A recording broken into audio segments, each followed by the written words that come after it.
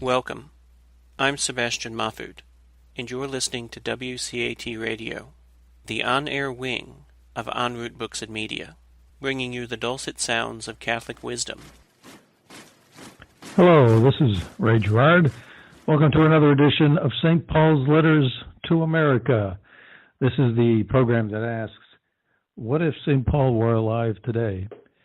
What if he were here to write a letter to America? What would he tell us? Well, we think we know exactly what he would tell us, because what he wrote in the Mediterranean world 2,000 years ago contained truths that are timeless. And so what he wrote then is equally applicable to our situations today. Now, often on this program, what we talk about are two things people say never to talk about at the same time: religion and politics. But as we do this, we look at them. We look at issues that are relevant in our society and our culture today, and we look at them through the prism of one of St. Paul's letters. And as we do, we always bear a certain motto in mind: love and kindness through the light of truth. And hopefully that is what we do here. Now today, what are we going to talk about? We are going to talk about virtue. Specifically, what of virtue? Where is virtue? Where has virtue gone in our society and our culture today? And in order to do this, we're going to look at three recent examples that have occurred and that are in our news. One involves perhaps a little known story. It occurred down in Chapel Hill, North Carolina, down at the University of North Carolina, where a woman came upon some people who had a small pro-life exhibit or display. They had some signs. She asked whether or not the people that were present had in fact put up these signs. When they responded positively, she immediately started to hurl not only verbal invectives at them, but her fist, and she started to punch and kick one of the people that was there. It was spontaneous. You can draw your own impressions if you were to go to look at the video, but the impression that seems apparent is that it was just an instance of spontaneous and uncontrolled rage against these people. Second, what are we going to talk about? We're going to talk about a very political item, which is some recent testimony by the Attorney General of the United States before the Senate, in which he was accused of lying to Congress for testimony that he gave previously before a House committee. And third, what are we going to talk about? We are going to talk about a well-known case involving an actor in Chicago by the name of Jussie Smollett. Now, to get started, let us in fact turn to a letter from St. Paul in which he says, I charge you in the presence of God and of Christ Jesus, who will judge the living and the dead, and by his appearing and his kingly power, proclaim the word. Be persistent, whether it is convenient or inconvenient. Convince, reprimand, encourage through all patience and teaching. For the time will come when people will not tolerate sound doctrine, but following their own desires and insatiable curiosity, will accumulate teachers and will stop listening to the truth and will be diverted to myths. But you, be self-possessed. In all circumstances, put up with hardship. Perform the work of an evangelist. Fulfill your ministry. So, to get started, what is this doctrine that St. Paul is referring to? What is the sound doctrine that people will turn away from? Well, it is, of course, the gospel concerning Christ, but it is also the subject of virtue, and we will explain why. First, we turn to a general audience that was given by Pope John Paul II back in 1978. It was, in fact, given by him on October 25th, 1978. It was the first time he appeared before the people to give an audience as Pope. He had just succeeded Pope John Paul I, who had died after being in office for a mere 33 days. No coincidence in that number. He was in office as Pope the same number of days as Christ, as the number of years that Christ walked the earth. And what did St. John Paul II, what did Pope St. John Paul II mention? What did he take up as a topic? This first time that he was going to address the people then, well, he took up the subject of virtue. And what he said was that Pope John Paul I spoke of the three theological virtues of faith, hope, and charity. He also noted that from the notes that he found of the late pontiff, he saw that it was Pope John Paul I's intention to speak about the four so-called cardinal virtues: prudence, temperance, justice, and fortitude.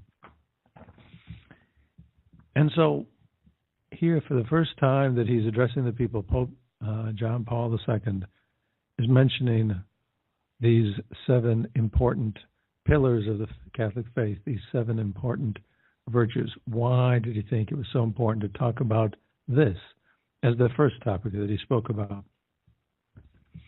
Well, he focused, in doing this, by the way, he focused on one particular virtue, and it was the virtue of prudence. And why? Because he said that was the yardstick by which the value of a man himself must be measured. It was the yardstick, the measuring tool that can be used to measure everything, every situation, the whole activity of a person's life. Prudence. Why? Judging what you are doing and whether or not it is in accord with the principles of the Catholic faith. If we judged every situation, everything we did, with a mindset towards having our whole life judged according to the extent to which we followed the doctrines of Christ and we practiced virtues and we led a virtuous life, then that would in fact lead us to correctly and accurately gauging our life. And would it not, gauging our life as our life will be seen in the eyes of God, and would it not also, just by itself, just by this act of re-examining what we do, being mindful of what we do, would it not promote more virtuous conduct? Well, of course it would. It's easy to, it's easy to perform conduct that is less and less virtuous when we simply let it slip from our mind whether or not what we're doing is right. It is very easy to slide down slippery slopes where we're not concerned with virtuous conduct. Pope John Paul II said that it is a task of God that every man has, that every man is given a task from God to seek perfection, to try to, in fact, live the virtuous life. That is, in fact, the task, the objective we have from God. Why? Because, and this is all in this very first audience by the Pope St. John Paul II, that we are creatures that are made in the image and likeness of God. God is perfect. God is love. We should strive to love. We should strive to be perfect. By doing that, we fulfill our purpose. We participate, as he said, in the divine plan of salvation. Each one of us can participate in the purpose for which all humanity was created. That is, what a noble meaning to our lives. So many people today struggle with the idea of why we are here. So many people today allow themselves to be cajoled into thinking suicide is an answer. What a tragic kind of way of thinking allows that to take hold over a person. But nevertheless, we can participate rather than think we should just simply end our lives because there's no meaning to anything. We can participate in the divine plan of salvation for the entire world. We can have a role in that. And what's more, not only can we ourselves, each one of us, participate, but it is also our calling, our task, to help others along the great march in this divine plan of salvation. And by helping others, we save ourselves. That was the message that St. Pope John Paul II gave on October 25th, 1978. He focused on these 7 virtues, and he focused in particular on the virtue of prudence, the idea of measuring what we do, considering what we do in regard to whether or not they are virtuous. And this stands as such a stark difference from what we see and what we will see, as we discuss a little later, in the world around us, what we see from so many people who are on the public stage, so many people who are leaders, who are people who are looked up to and act as role models. Those people, so many people in our world, in our news, in our society today, do not practice that virtue of prudence. So St. Pope John Paul II obviously felt that was an important message to get out. He was urging people to act with prudence. And why is it important to us to go ahead and re-examine what we do and try to act virtuously? Well, this also ties in with something else that St. Pope John Paul II gave many audiences on, which is the theology of the body. We can talk about our spiritual life. We can talk about the fact that we were made in the image and likeness of God in order to love. But what about the body? What about our physical bodies? What about our human nature? Does it tie in with that as well? Well, in the theology of the body, he said that the image of God, we are made in the image of God. We are made to love. And that this love has a great expression in the gift of ourselves to one another. For example, when a husband and wife get married, they make a gift of themselves to each other. That is perhaps the highest expression of love that you can make. It is following the example of the cross. Christ gave his body for all of mankind. He made a gift of himself. He surrendered himself. That is what we are called up to do as well, to make a gift of ourselves. It is a far cry from thinking, well, what can I get? What can people give me? What can I take? What can I receive? Instead of focusing on what we can obtain, it is all about, if we are to live a life in keeping with the principles that God hands down to us, if we are to live in some consistent fashion with the divine plan, then we have to make ourselves into a gift. That is what love is. And of course, if the world operated on that principle, we would have very little in the way of any problems to speak of. But he also said, Pope John Paul II also said that there was a prerequisite for making ourselves into a gift, and that is freedom. He said, quote, "Freedom lies exactly at the basis of the spousal meaning of the body." Close quote. Quoting him again, freedom above all is self-mastery. Self-mastery is indispensable, close quotes. Freedom is required for a gift. And that, of course, makes perfect sense. Why were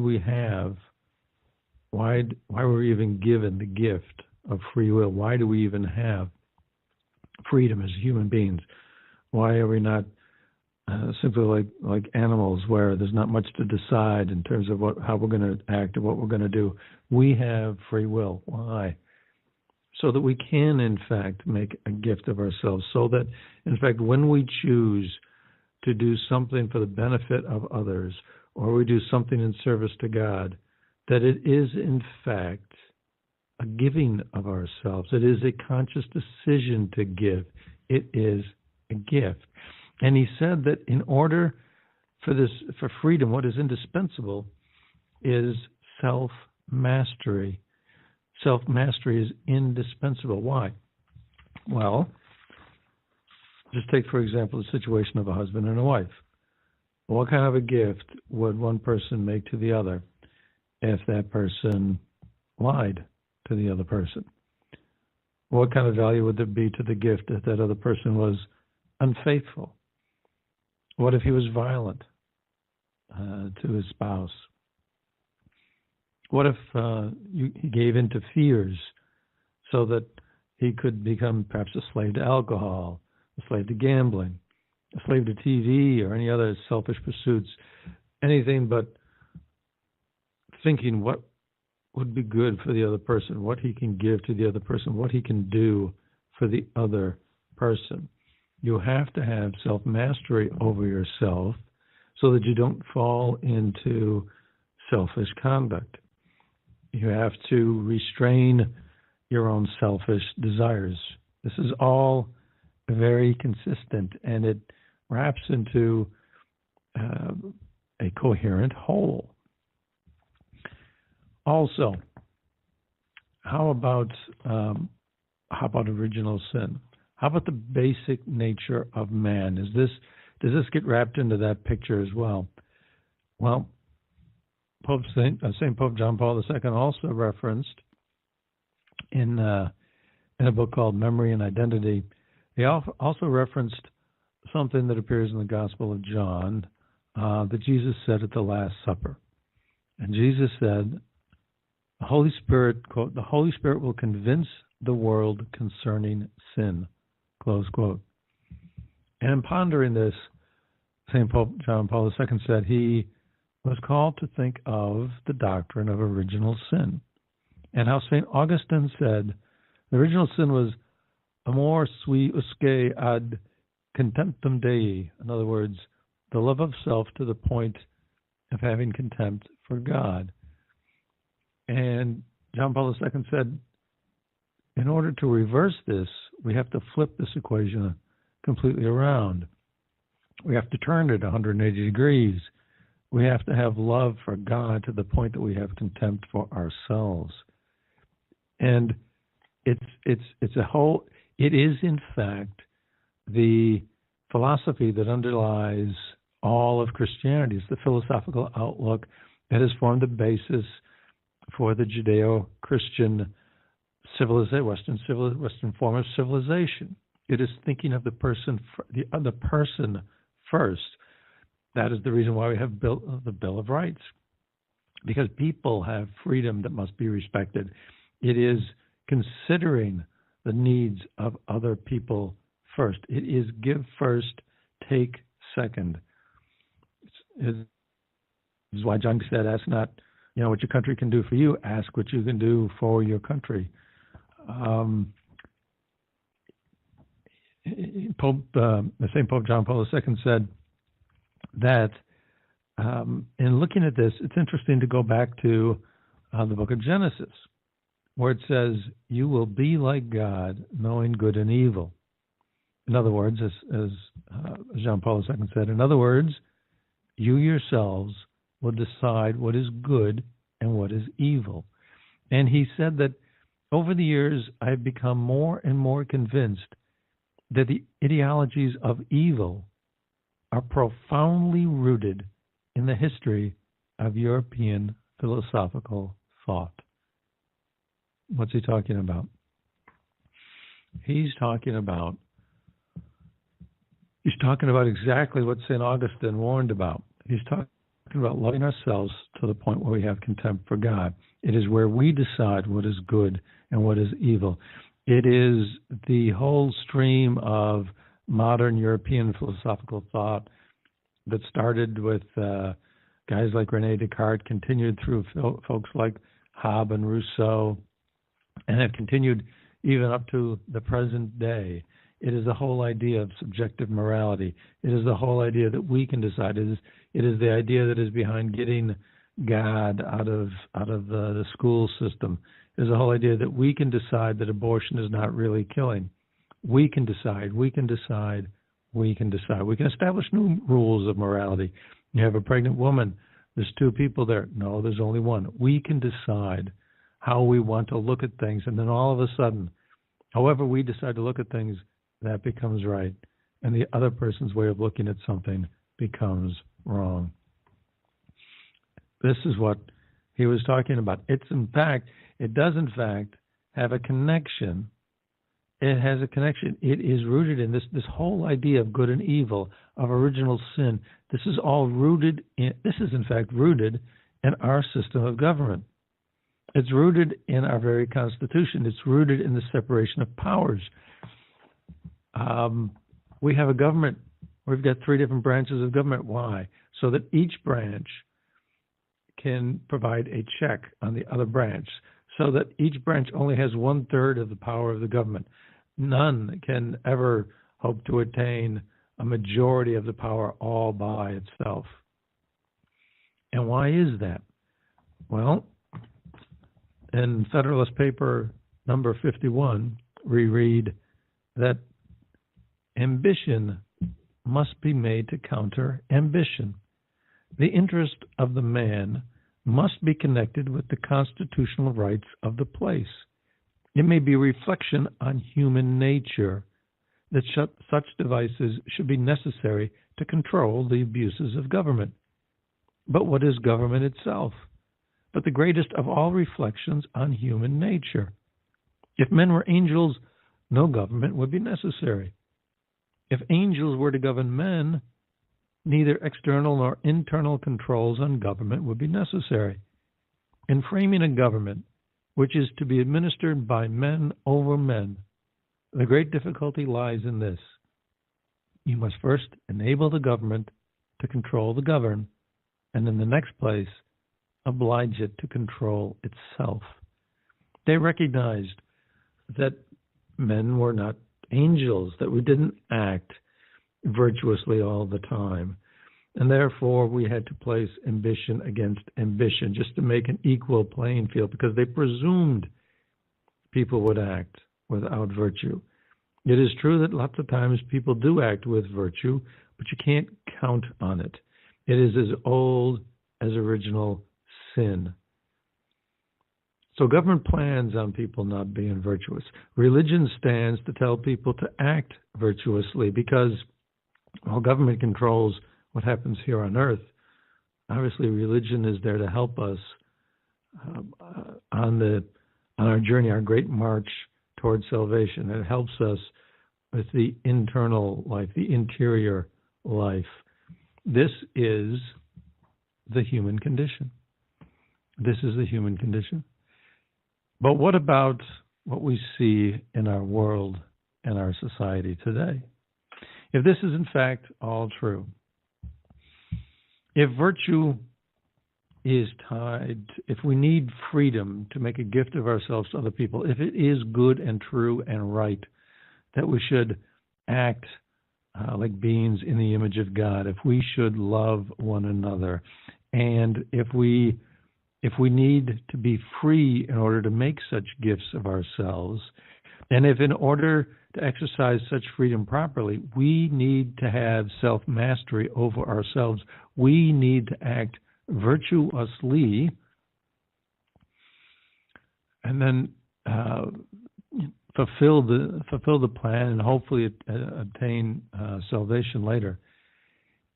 If this is all possible because we keep our eyes on the fact that there is the prospect of eternal life, because we do believe that there is a God, if all this is in fact a correct description of what human life is all about, how do we see episodes in our news and in our society today in comparison with this framework?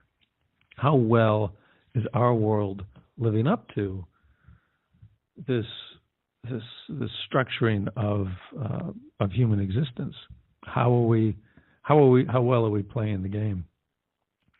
Well, as I said, first there's an example that occurred just recently, University of North Carolina, Chapel Hill.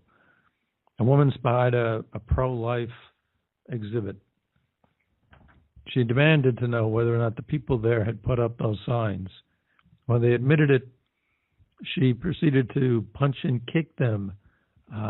She yelled at them, or the person that she was punching and kicking, she yelled at that person that they were a blanking, terrible person. Those are not her words, but I'm paraphrasing her, obviously, because we don't want to repeat what she said. A blanking, terrible person. And that the signage was not okay. It was not okay. It was terrible. She said that the signage was triggering.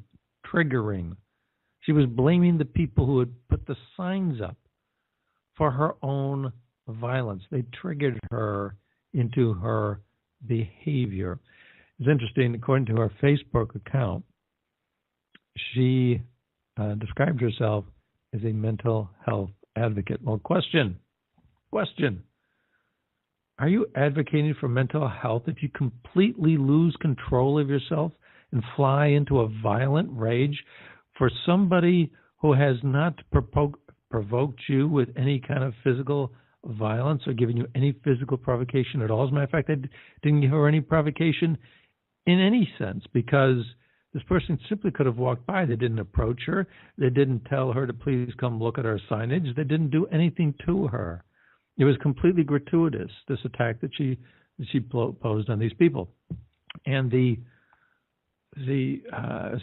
image that when you see her in the video, she completely loses control of herself. She becomes immediately angry. This is all obviously not in accord with any of the 7 virtues that we talked about. Certainly prudence, the one that St. Pope John Paul II mentioned in such detail. Certainly not prudence.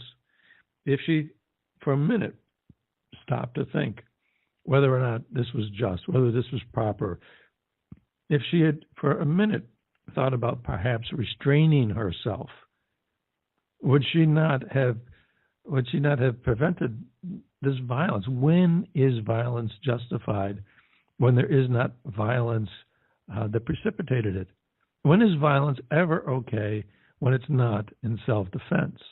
Because if we start to think that a sign or a word can be triggering, if we start to think, as many people today do say, that thoughts and words can be aggressive, that they can harm somebody else's mental health, and so therefore they are acts of violence, and therefore they justify other violence, then in fact we are starting on a slope by which all violence, in which violence can be condoned and justified all the time.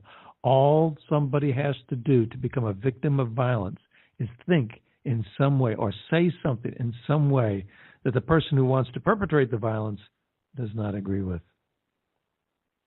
Is that the world in which we want to live?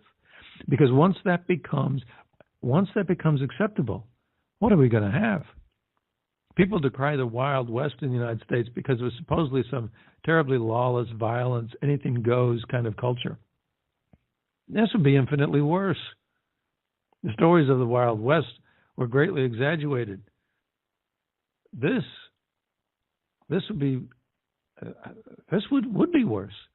Anything would go any time. This woman, by the way, was charged with assault, so she committed a crime. Because our law does not recognize this idea that because somebody says something you don't like, you can perpetrate violence. That is not part of our law today. But some people think that it should be. Some people think that it is proper and acceptable. Why? Because they do the thing that Pope John Paul II warned about. That we get to decide what is good and what is evil. We get to rewrite the rules. We get to do the things that St. Paul talked about. St. Paul said, the time will come when people will not tolerate sound doctrine. What else is sound doctrine if it's not, you cannot perpetrate violence without just cause, without some kind of violent provocation? What is sound doctrine if it's not, you simply do not have the right to perpetrate violence on other people because they say something you don't like?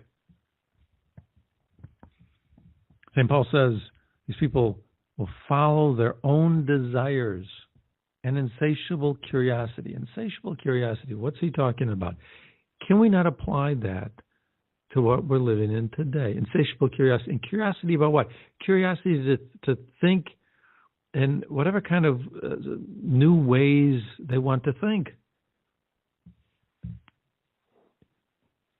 Insatiable curiosity. So, I mean, isn't this a curious concept in and of itself, that if someone says something that I don't agree with, that it can cause me mental harm, and that if it does that, then I'm justified in harming that person physically, even though this is delving into the strange and absurd.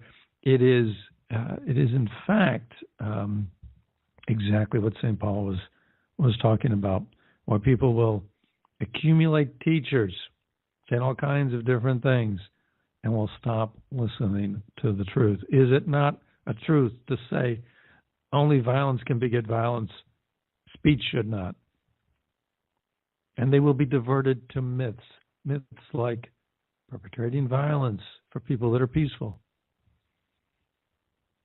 And St. Paul, however, tells us that we must be self-possessed. We must not allow ourselves to get convinced or get pulled into this strange way of thinking. All right, well, that's one example. How about another?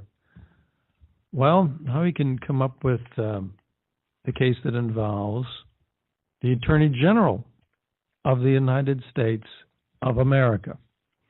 There is a commentator by the name of Andy McCarthy. He used to be a U.S. attorney.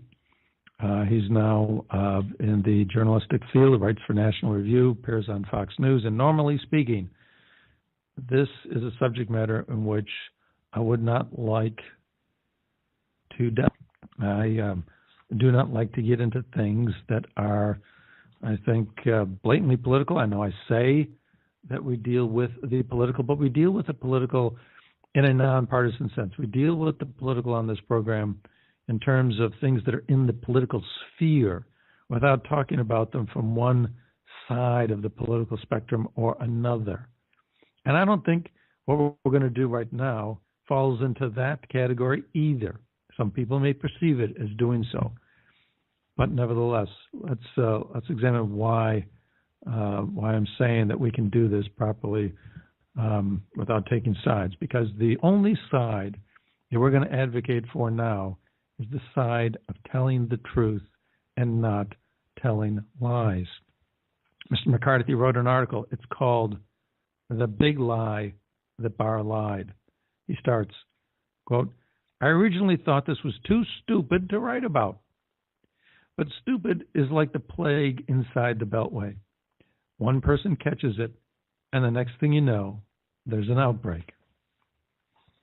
He says the claim that Barr gave false testimony is frivolous. He says that this all relates to testimony that Mr. Barr gave before a House committee where he was being questioned by a representative, a congressman named Christ.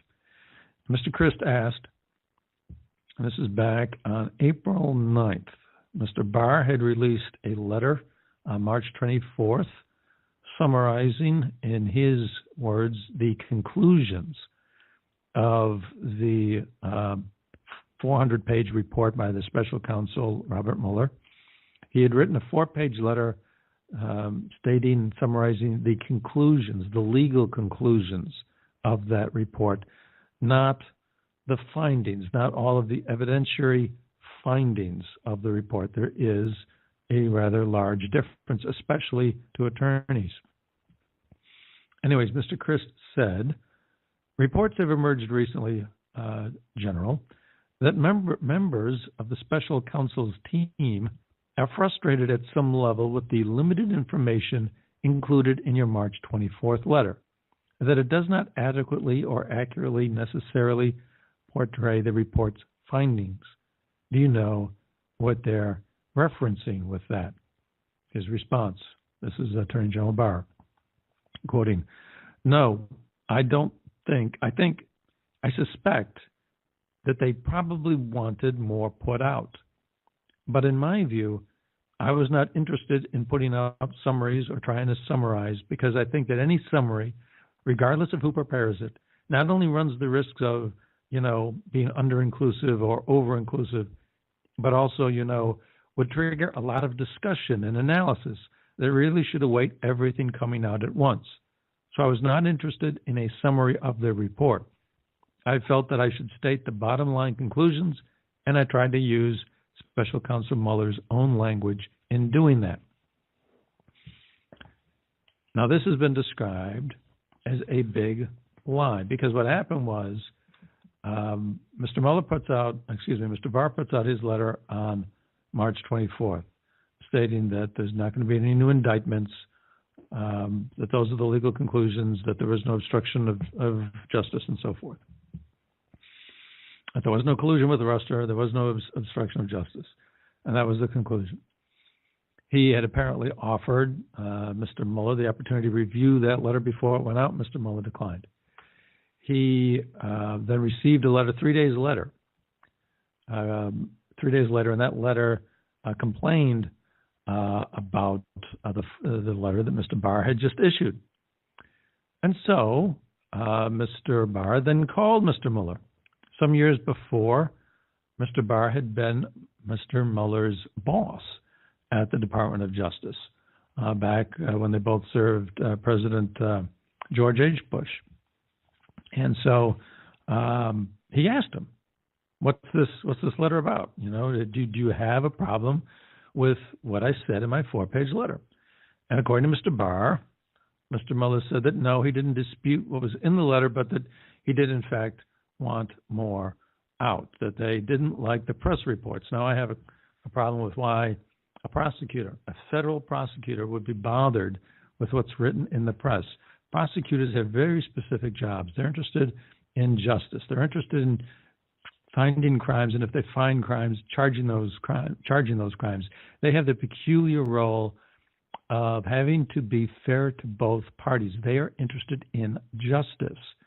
A prosecutor, normally an attorney, when you're fighting if you're in a civil case, for example, you owe your exclusive duty to fighting for your client. You don't have to fight for both sides, just your client. A federal prosecutor, on the other hand, serves the government. And the interest of the government is not seeing innocent people convicted. Their primary responsibility is seeing that justice is done. So why should a federal prosecutor act like he's taking sides, like he's concerned about what's in the press? There's plenty of time and plenty of other people who can comment and be worried and concern themselves with that. That's not his job. Nevertheless, that's apparently, according to Mr. Barr, what Mr. Mueller said. All right. So now we have the letter on March 24th. We have the letter on March 27th. Then we have this testimony on April 9th.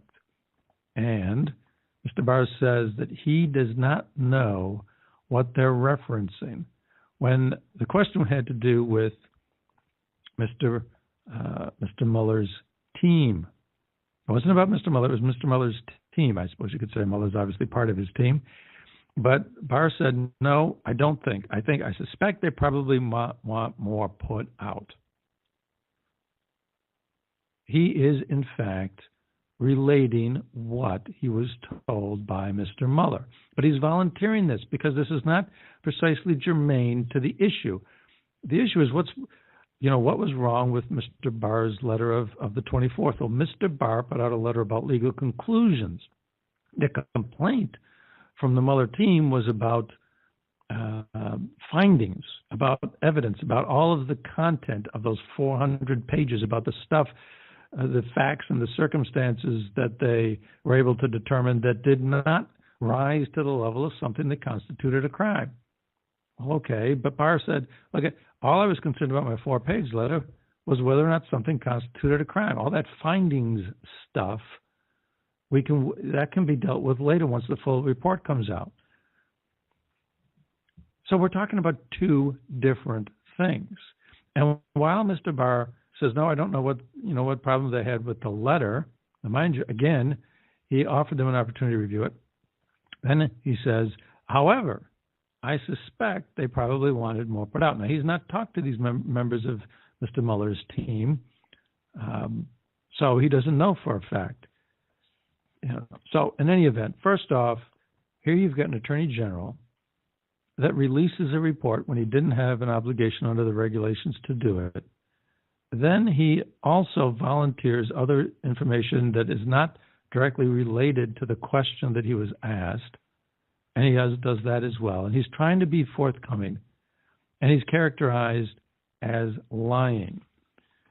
The Speaker of the House of Representatives said that he, quote, lied to Congress, close quote, and she also said, quote, that's a crime.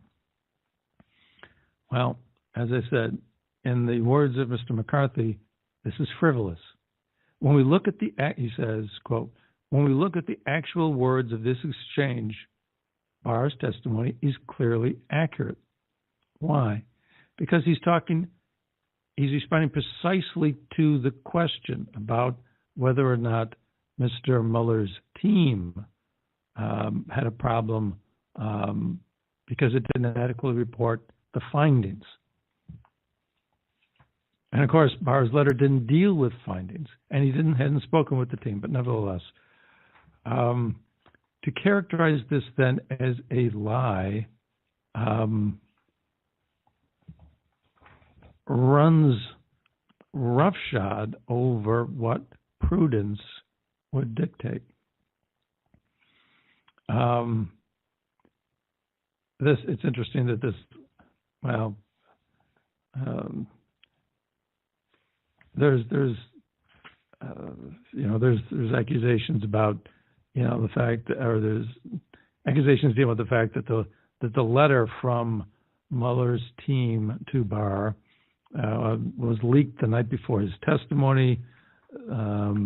That was improper and so forth. But we don't need to get into all of that. But if you're looking at something legally, if you're parsing words and being very technical about the words that are used, the answer that he gave cannot be construed or taken to be a lie. It would never amount to perjury. But nevertheless, we have politicians saying that he lied. We have a situation where when someone tries to be forthcoming, they're nonetheless accused of committing a crime, of not being forthcoming enough. It's not about the truth in this whole context. It is not about the truth. It is about scoring political points. Now, people can perhaps bring up situations on the other side where where Democrats are accusing Republicans of lying and so forth, or Republicans accusing Democrats of lying, what have you. This is just one case, but suffice it to say that I don't think we're going to shock anybody's conscience if we're going to say that politicians in Washington will lie in order to score political points. The problem is that's not virtuous conduct. That's not good for our society. That's not helping other people in the divine plan towards salvation. Our job, number one, is to be virtuous, and number two, to help others to be virtuous. None of this conduct does any of that. How about a third incident? If, in fact, our society is one where lying no longer has a stigma, lying, playing games with the truth, or just out and out lying about things is becoming more and more acceptable. If we think that's in fact taking place, do we have evidence to support our thinking on that? I give you Jesse Smollett. He filed a report with the Chicago police. This is a now very famous case, and as reported by the Chicago Tribune, he had told the Chicago police, filed a report with the Chicago police, that he'd received a very racially hateful letter. There's an envelope. There were cutout letters that, like you see with some kind of a terrorist letter or kidnapping letters, things of that nature. And it said, apparently, you will all die black, expletive, and there was white powder in the envelope, which was supposed to scare people, but apparently that was only a crushed pain reliever.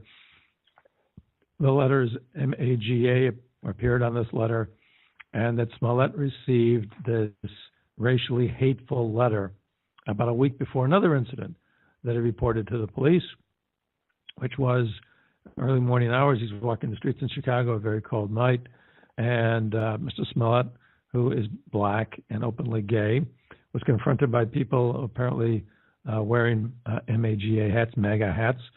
They confronted him and said, "This is MAGA country." They, according to the report that he filed, hit him and wrapped a noose around his neck. He then went to Northwestern Hospital in Chicago to be treated for his injuries. This incident, once it was reported, sparked outrage. U.S. Senator Kamala Harris, U.S. Representative from Chicago Bobby Rush, TV personality Ellen DeGeneres, and others, many, many others, decried these events. President Trump decried this event. He called it as bad as it gets, something to that effect. But a lot of people just automatically took it for face value. They assumed this had happened. They condemned it. Fast forward to what happened some days later. After the Chicago police had conducted an investigation, they started asking Smollett for information about his phone records. He said that at the time the attack happened, he had been on a phone with somebody. His phone records could confirm this, but then he didn't produce sufficient records to back that claim up. He did a concert out in California shortly after the incident. He said, "I'm not going to let these people win. I'm going to be here. I've got to do this performance because I'm not going to let them win." He was fighting back tears. He gave a television interview on Good Morning America saying, quote, "You do such a disservice when you lie about things like this," close quote. And he issued other statements reaffirming his initial police report. Fast forward a little bit later, and a Chicago grand jury indicts him on 16 counts, essentially for filing a false police report, essentially for making all of it up. He denies it to this day. He still maintains that he was truthful about this. But the two men he says attacked him were identified because they apparently told police that they were the two gentlemen. There was a closed-circuit TV camera that apparently caught images of them. One of them apparently worked with Jesse Smollett. They told police that they had been paid to do this. And it was on the basis of their testimony that they charged him with filing a false police report. So what do we have? We have somebody who lied about this, and lied about this in a way that would stoke racial antagonism. It would cause black people to hate white people, cause white people to hate black people. It would just stoke the fires of racial hostility. If you're going to lie about something for personal gain, that's one thing. but to do it in such a way that it harms so many people. This got national attention. That's a very grave thing indeed. And not only one lie, but then the lies that followed. When he sits on Good Morning America, appears on Good Morning America and says, when he has the nerve to say, quote, "You do such a disservice." He's actually right about this. You do such a disservice when you lie about things like this. And he still maintains that he has not lied, even though the evidence that I've mentioned and other evidence led the chief of the police department in Chicago, who's also black, to say that he lied and he made up the letter they originally received, as well as the incident on the streets of Chicago. We have this situation in our society where lying becomes acceptable. Why would he do such a thing as this? Why would he think that a thing such as this was acceptable?